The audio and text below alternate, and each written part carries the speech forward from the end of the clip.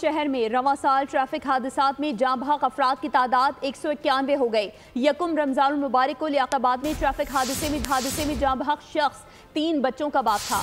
इस वक्त बोल न्यूज़ के गुलजार मुतवफ़ी के बेटे के साथ मौजूद हैं। मजीद तफसीलात उनसे जानते हैं। Khurram, over to you. पूरे शहर में ट्रैफिक हादसात में शहरियों के जाँ बहक होने का सिलसिला थम ना सका। रवां साल के दौरान अब तक 185 अफराद हैं जो कि मुख्तलिफ ट्रैफिक हादसात में जाँ बहक हो चुके हैं।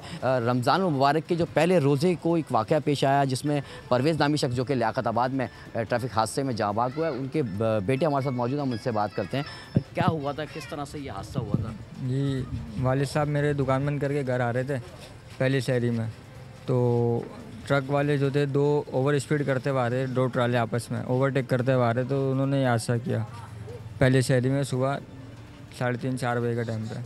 हमारे घर से गया, हमें पता है कि हमें कितना दुख है इस बात का, लेकिन गवर्नमेंट को चाहिए कि अब किसी और का बाप या भाई बेटा माँ इस हादसे का शिकार ना हो।